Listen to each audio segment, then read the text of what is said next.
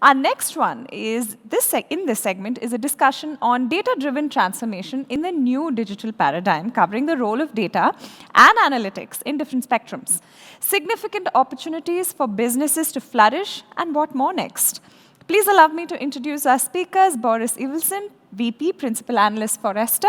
Boris is a leading expert in insights-driven business IDB capabilities.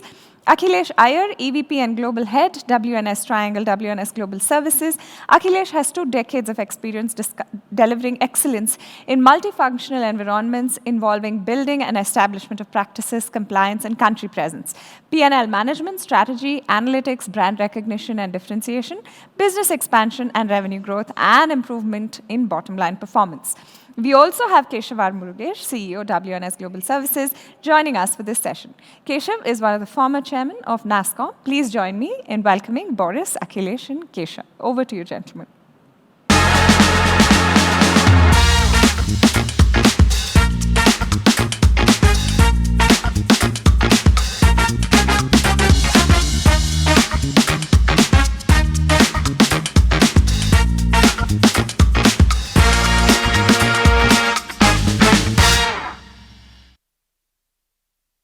Thank you, Shreya.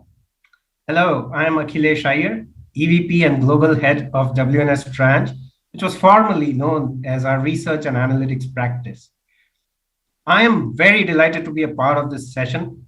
I do not think we could have found a better platform than NTLF to launch our Global Data Analytics Survey report, which is an extensive effort spanning several months. Now, this report carries key findings of a commissioned global data analytics study conducted by Forrester Consulting on behalf of WNS. However, before I jump into the actual report, I would like to touch upon a few points that serves as the backdrop of why we did this study. Now, it's not that data and analytics and AI were any less important before COVID-19, as you guys know, but the pandemic has re-emphasized the significance of data-driven insights in a world that is changing at a furious pace. And I'll tell you why. COVID-19 was a sudden jolt, as we all know. And almost overnight, everything changed. Global lockdowns resulted in massive supply chain disruptions. Buying behaviors altered dramatically. Traditional businesses fell down by the wayside. Also, some of the industries have seen fundamental changes. For instance, in banking and retail sectors, I'm sure all of us have noticed that customer transactions are seeing a significant shift to digital channels. In the CPG sector, there's been a dramatic rise of the direct-to-consumer or D2C models. Many companies have been moving towards these digital trends and adopting them. Having said that, the pandemic has actually dramatically expedited this evolution. Now, with this dramatic shift in evolution, there is also a tremendous change that is hitting the data analytics and AI ecosystem. For instance, technologies are seeing rapid change. The onset of cloud and data loads moving on to cloud talks about AI ML at scale, data security paradigms, data governance. Very importantly, the way budgets are being aligned and business buying has been sought for. Most organizations, as we all know, recognize data analytics and AI as strategic enablers. Having said that, what we are seeing is that the path to becoming an insight-driven organization as a culture, organizations vary by different industries, by geographies, by size, etc. So to evaluate these journeys and the maturity levels of data analytics AI in these companies, the report that I mentioned that Forrester Consulting is conducting along with WNS interviewed 450 business stakeholders, data analytics, senior CXOs, IT decision makers across continents, US, Europe, and ANZ. And these organizations actually belong to several industries, namely banking and financial services, consumer products, goods, insurance, life sciences, manufacturing, retail, and high tech. Very quickly, a few points about the study. Now, not surprisingly, the study reaffirmed that all firms with a fairly advanced level of data analytics maturity have seen measurable or significant benefits despite the pandemic. With 82% of organizations with advanced maturity levels having seen positive year-on-year revenue growth over the past 3 years. Also, almost 48% of the organizations are placed at the intermediate level of maturity, and a further 12 which are at the beginning level of maturity. Clearly tells us that organizations still need to do a lot of catch-up to get to an advanced levels. Not surprisingly, companies in the US seem to be the most advanced along their way of maturity journey, followed by ANZ and Europe. What is heartening, at least for me personally, is to find out that organizations clearly recognize the importance of data analytics and AI, with 63% of the surveyed decision makers considering them as a strategic enabler. Also importantly, almost 68% of these decision makers expect an increase in organizational spending on their data analytics and AI ecosystem over the very near term, 12 months actually. Most significantly, 42% of these people absolutely believe that specialized domain-based data analytics service providers will contribute significantly in collaborative engagements with these companies in the near term. So without further ado, to discuss a few more facets of this report, I am thrilled to invite Boris Evelson, Vice President and Principal Analyst at Forrester. Boris, welcome. Good morning, good afternoon, good evening, Akhilesh. Thank you so much for letting me be here, co-present with you, have this discussion, and participate in the study. That was a great study, great project. Thank you, Boris. And thank you so much for joining us. Now, as someone who's been closely involved with the actual study of this report, I wanted to ask a few questions I'm sure will benefit the viewers of this webinar. My first question to you is whether the findings of the study actually surprised you in any way, or are they in line with what you had pretty much expected? They're mostly aligned. I've been in this business for about 40 years, and the more things change, the more they stay the same.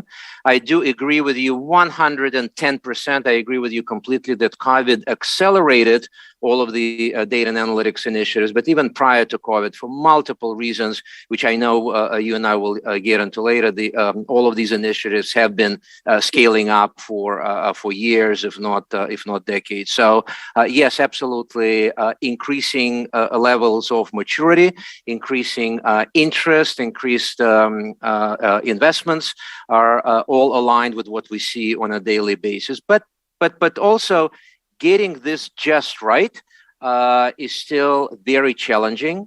As you know, as well as I do, over the last few decades, technology has improved tremendously, data and analytics technology. But people, process, data, kind of your specialization, people's cultures, their intuitions, their backgrounds, their personalities, that really doesn't change a lot. So still lots and lots of people and process challenges. Thanks, Boris. And on that note, I had a follow-on question, I think, which leads itself very well. Now, there's a gap on how enterprises see data analytics versus the actual on-ground implementation, which is what I think, in a way, you alluded to. So while 63% recognize that data and analytics is a strategic enabler, only 37% of these companies actually were able to prioritize the investments in a better data analytics AI ecosystem. How do you interpret that? That's a great finding. It once again totally confirms what I see almost on a daily basis. I get inquiries from our clients asking us, Boris, Forrest, how do we build a business case for this? Because building a business case with tangible ROI projection is still very challenging. As we found in this study and in all of the other studies, we do have tons of correlational evidence that those firms who are investing more, those firms that are at more advanced levels of maturity, typically they are doing better financially and according to other metrics as compared to competition. But direct causality, if I invest in this, then this is going to be my tangible ROI, is still very difficult to prove. But this is changing. I think it's changing for multiple reasons. One of them, that younger generation, people who were trained on this old but true statement that without measurement there is no management, right? Those younger generation folks are coming up to positions where they're holding budgets, and that's changing the equation. Thanks. And on the point of challenges, you spoke about causality in some ways, but there are companies who have begun their journey on their data analytics evolution. But what roadblocks are mature organizations running to based on your experience and this study? So no one that I talked to, and I've been at Forrester for 15 years, and over 15 years, I must have talked to multiple thousands of clients. No one gets it just right. This is still challenging, and one of the main reasons that this is challenging is there are so many moving pieces. Right? You can't. This is not a plug and play thing. Right? There are. It's like a very a complex jigsaw puzzle. But it's a multi-dimensional jigsaw puzzle, right? So one dimension are the 5 typical competencies. It's getting the strategy right, and we talked about this, is commitment, it's C-level commitment, budgets, it's a top-down communication. It's getting all of your people right. It's the organizational structure, who reports where, who owns what, who's responsible for what. It's all of the processes, the third part of that equation, governance, oversight, monitoring, etc. Data, very difficult. Multi-tier data architecture, data lakes, data warehouses, what you load in memory, what you leave in a data lake, the design process, top-down design, bottom-up design, and then comes the last part, technology, right? And when we start talking about technology, the next dimension of complexity, right? It's data sourcing components, ingestion, integration, data quality, analytics, collaboration, distribution, embedding. And the last part is, who does all that? Is it business? Is it IT? Is it done at an enterprise level? Is it done at a line of business level? All have pros and cons. There is no perfect answer, right? It's all finding that perfect middle ground, and that's very challenging. Lovely. And one of the things as I was listening to you is the rapid changes in the data analytics space. Now, in the past, obviously, a lot of digital transformation revolved around historical data and analysis. Given computing powers and technological evolution, everybody is talking about now and current customer experiences. And so the focus has shifted to harnessing real-time data using AI. How do you assess this trend? You're absolutely correct. We see this every day, and it's all about not just the rapid pace of change. It's also the fact that customers, especially consumers, are all, without any exclusion, empowered with mobile devices, right? Everyone has a mobile device in their hands, and those mobile devices are connected to everything. And therefore, when your competitor posts something on social media or pushes an advertisement, if you don't react, if your business doesn't react in a split second, those consumers are going to be gone, right? Their changes in preferences and tastes influenced by social media literally change on a dime. So if you don't react to that, then they're going to be gone. So that's one of the main reasons that real-time data, real-time analytics, real-time actions, real-time insights are very important. There is another dimension here, and it's when you start scaling this, you can no longer, even with all of the trends of moving everything to cloud, in a lot of situations where you do need to make a split-second decision, now we're talking about edge computing, right? Where there isn't even time for that data and analysis to take a trip between your device and the cloud data center. So you need to embed analytics right where things are happening. So edge computing, Internet of Things, self-driving cars are a great example. So embedding analytics into a small form factor devices is another trend that's driving this real-time analytics need. And on that note, like you spoke about some of the emerging changes, edge computing, data loads moving in the cloud. So obviously AI, ML, and cloud has been big time into the limelight. But based on your study, what are the emerging trends that you notice that companies are either trying to adopt to or will need to adopt to in the near future? Yeah, absolutely. Needless to say that AI and machine learning is the future, and cloud and distributed computing software as a service is the future.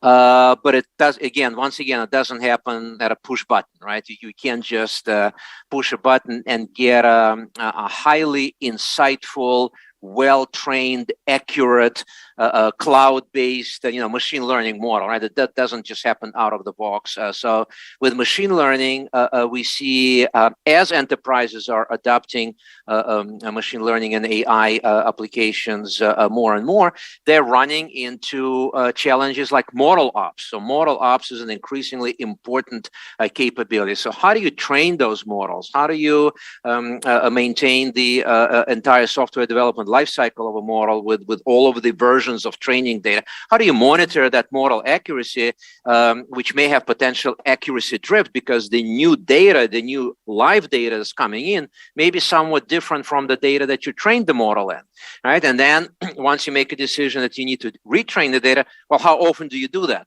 right? You can't do that too often because that's a resource, computing resource. So if you don't do that often, remember that split-second decision you need to make to react to your consumers. Well, that's not going to work. So that balancing act of how do you keep your models highly accurate, but at the same time not paying a lot of what's not in your budget for resources, computing resources that are needed for this is a challenge. We talk to clients about that all the time. And cloud, absolutely. So software as a service is freeing up a lot of valuable IT resources for more tasks that provide more ROI, like building business applications as opposed to maintaining infrastructure. But cloud, once again, doesn't come without a cost. You can't just take an on-premise monolithic platform, right, and move it to cloud. It's just moving data center, right? It's not going to provide all of the benefits over real distributed architecture, which is based on microservices, containers, etc. And that requires a whole different set of skills. And as you know very well, skills are scarce these days. So once again, nothing in this life comes without a cost. Absolutely. And I think I've got time for one last question, Boris. So obviously, based on all the things that you mentioned, there's a different level of adoption and maturity across industries. And I see financial services and insurance perhaps exhibiting the highest levels of maturity. And then there's retail CPG and perhaps life sciences, which is also catching up. But on the point that you ended around skills and all the complexity of technologies, etc., I am seeing a lot of companies engage with us, for instance, asking for increased help that they need across from road mapping and consulting upfront to actually running an end-to-end center of excellence, right? But how do you see the role of domain-based data analytics service providers helping companies become insight-driven?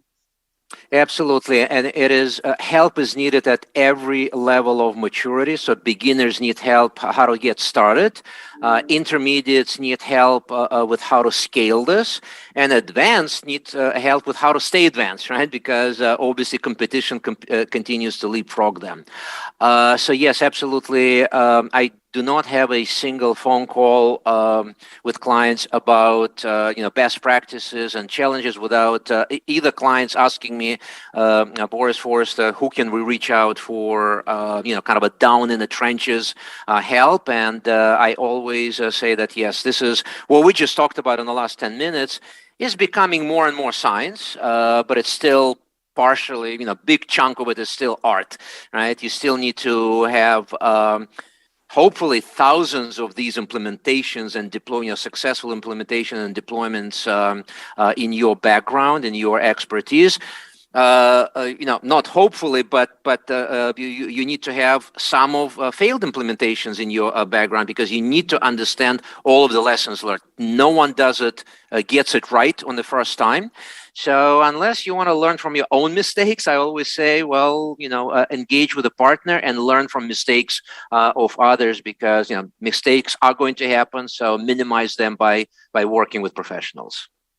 Thank you so much, Boris, for patiently answering these questions. These perspectives have been extremely helpful. And on that note, I am absolutely delighted. And now I request Keshav Murugesh, our Group CEO, to share his thoughts and unveil the report. Keshav, over to you. Yeah, thanks, Akhilesh. French writer Ernest Dimnet had once said, "Too often we forget that genius too depends upon the data within its reach, that even Archimedes could not have devised Edison's inventions."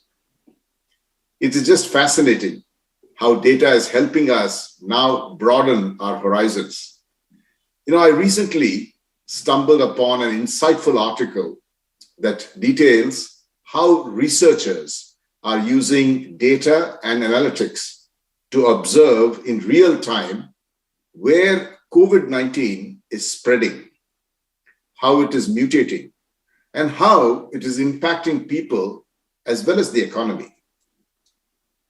The availability of massive and granular data and advanced analytical methods is helping epidemiological modeling take giant leaps forward.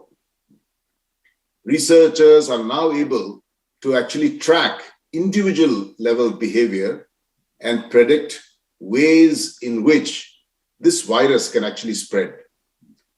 Now, this is important in our fight against the pandemic as well as in the future. Coming to really think of all of this, data and analytics have become far more important now than ever before in every sphere of life, be it in health, sport, or even business. Evolving customer behaviors, new competition, regulatory changes, geopolitical tensions, and black swan events have meant that the macro business environment is highly volatile. To navigate this environment, companies need to take an insights-led approach. I think, the timing of this report is highly significant, especially as companies attempt to put their recovery and rebound on the fast track. When the pandemic struck, it highlighted the importance of adaptability. We all now work on pandemic continuity planning models as opposed to business continuity planning models alone. Organizations that have not been able to adapt to the new normal have all fallen behind. In fact, Forrester's North American technology-driven innovation survey showed that adaptive leaders grew at 3.2 times the industry average, while the growth for adaptive laggards actually reduced. This study reinforces that robust data as well as analytics systems are the biggest hallmarks of adaptive enterprises. Organizations with higher data and analytics maturity have grown despite the pandemic-related turbulence. Not only have they increased their revenues, they have also gained a significant competitive advantage over their peer set. While most organizations now realize the importance of data and analytics, the path to achieving advanced maturity is really challenging. The data and analytics maturity journey involves many aspects such as strategy, people, practices, data, and platforms. To see the desired results, companies will have to make progress on all of these aspects. Challenges aside, my big takeaway from the report is that 68% of decision makers expect an increase in organizational spending on data and analytics in the near term. They are all working towards growing their talent pool and adopting cloud and data commercialization. Finally, we are very excited to unveil this report along with Forrester. As Akhilesh had said earlier, we couldn't have found a better platform than the NASSCOM Technology Leadership Forum, given its really eminent and august audience, to launch this report.